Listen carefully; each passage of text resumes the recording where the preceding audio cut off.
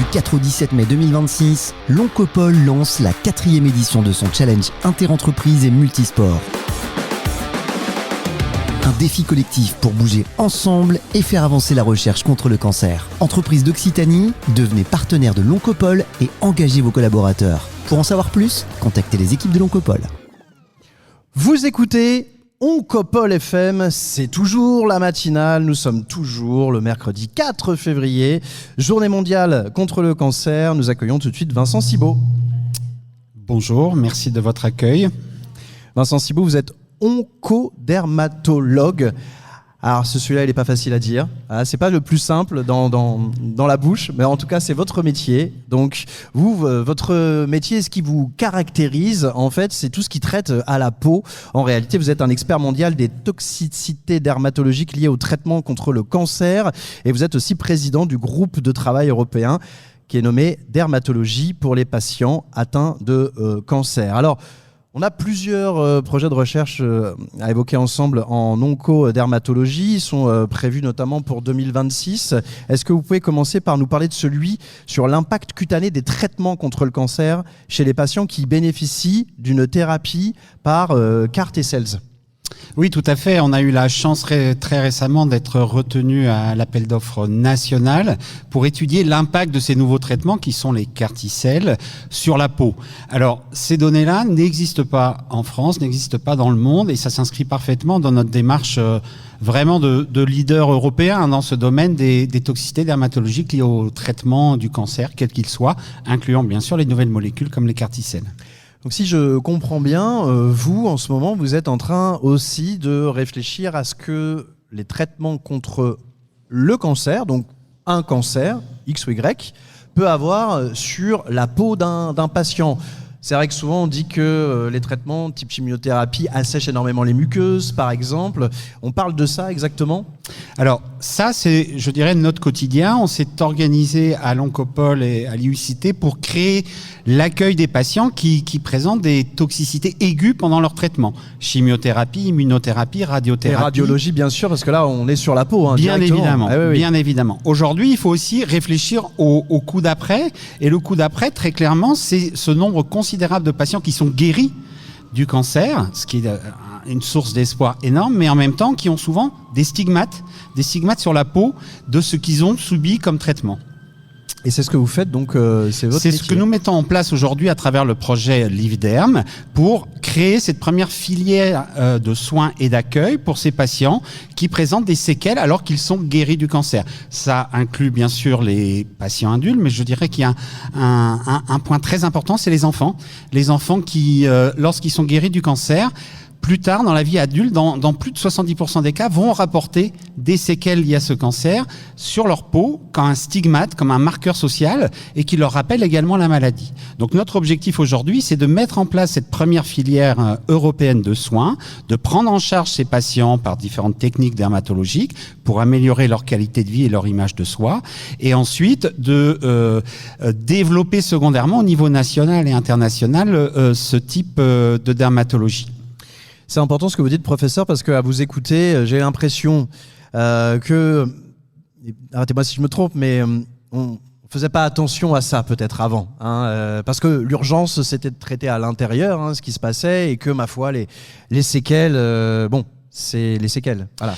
Alors, je peux pas vous donner tort. Je crois qu'il y avait effectivement cette priorité d'améliorer les traitements, d'améliorer la survie de nos patients. Aujourd'hui, cette population, heureusement, encore une fois, guérie ou prolongée par le cancer est vraiment très importante. Et on doit maintenant, dans la prise en charge du cancer, s'occuper aussi du post-cancer, ce qui aux États-Unis a un terme difficilement traduisible en français qui est survivor. Ah bah en fait non, il est très facilement... Très facilement, mais difficilement entendable. Oui, c'est vrai, oui. Mais vous avez raison en fait, et c'est ce qu'on sent, et on en parlait aussi avec le professeur Delors en début d'émission. C'est vrai que la population vieillit, et donc par calcul mathématique, en fait, on a des cancers, on peut en avoir peut-être un deuxième, une récidive, Tout et donc fait. le temps de traitement peut aussi s'allonger. Donc c'est ce que vous faites. Est-ce que vous pouvez nous éclairer notamment sur la dermatologie restaurative qu'est-ce que ça peut bien être, par exemple? On parle de quoi? De greffe de peau? On parle, par exemple, c'est quoi la première porte d'entrée pour faire de la restauration? Alors je dirais par exemple, c'est les patients ou patientes qui présentent une perte de cheveux qui ne se répare pas après le traitement. Donc ça peut passer par des greffes, effectivement, mais également des traitements médicamenteux. On peut aussi avoir des pigmentations séquelaires ou des cicatrices séquelaires aux différentes chirurgies ou chimiothérapies qui peuvent être prises en charge par laser.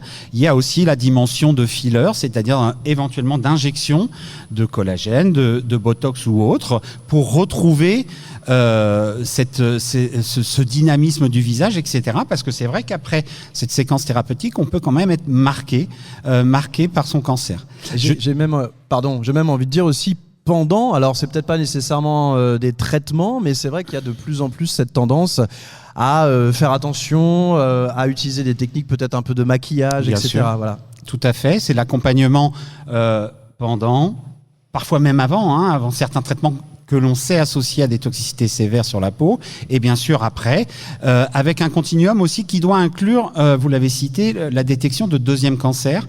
Et là, je parle des cancers cutanés. Les gens qui ont été exposés à des radiothérapies, des chimiothérapies, sont plus à même de faire un deuxième cancer sur la peau, et notamment les enfants. Donc c'est aussi organiser ce suivi au quotidien avec nos partenaires d'oncopédiatrie, d'hématologie ou d'oncologie médicale.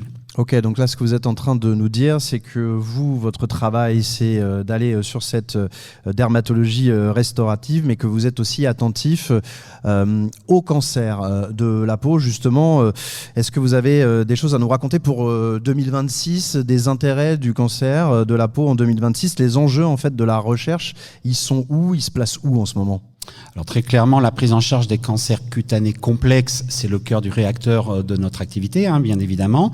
On a pu bénéficier dans notre domaine d'activité de découvertes absolument extraordinaires il y a une dizaine d'années, qui permet aujourd'hui, pour les cancers les plus complexes de la peau, d'avoir des survies supérieures à 50% après 10 ans. Mais aujourd'hui, on doit inventer un petit peu la prise en charge de demain ou d'aujourd'hui et se tourner vers de nouvelles approches thérapeutiques. On peut citer les vaccins ARN, par exemple. On peut citer les TILS, qui sont vraiment des opportunités et des espoirs dans le mélanome, notamment, très importantes. C'est un cancer qu'on a l'habitude de montrer comme un cancer qui se dépiste, voilà, en allant chez son dermatologue notamment et en regardant, en vérifiant tout simplement l'état de sa peau, ça peut être de ses grains de beauté. Alors on a l'habitude, mais c'est vrai ou c'est finalement encore un peu chimérique et on ne va pas suffisamment faire ce genre de dépistage? Alors, c'est certain que le dépistage dermatologique a un impact direct sur le pronostic. C'est-à-dire que 90% des cancers de la peau, détectés précocement, ne nécessitent qu'une chirurgie.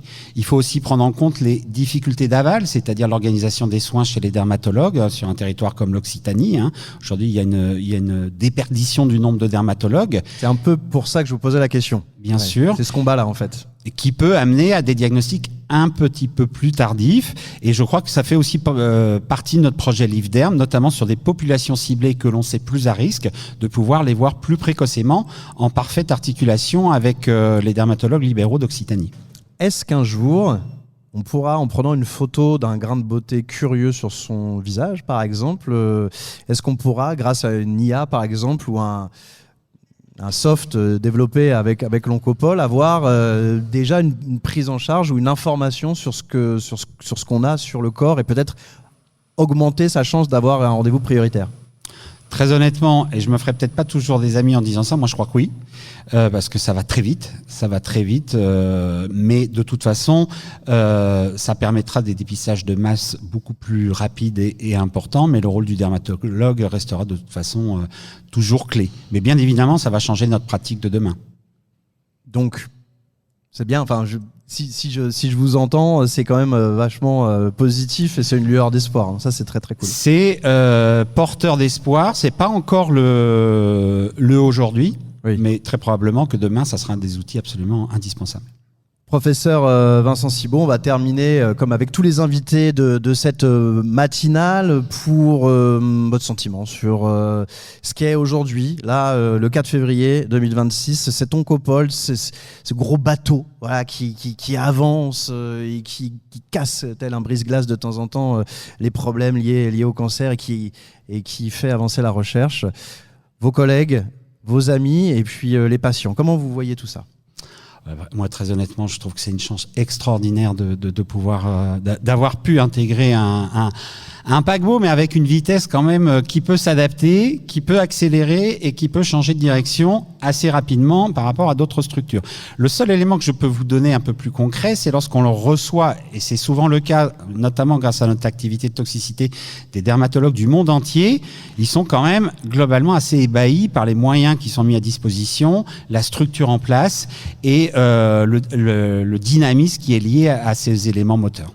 Ça reste donc, et ce sera le mot de la fin, une immense fierté à chaque fois que vous rentrez. Je ne sais pas si vous rentrez par le hall d'ailleurs, mais à chaque fois que vous rentrez par la porte. Je change souvent. Vous rentrez ici et c'est une immense fierté à chaque fois et vous vous sentez heureux. Oui, très honnêtement, moi, c'est une fierté, oui, une fierté, et puis.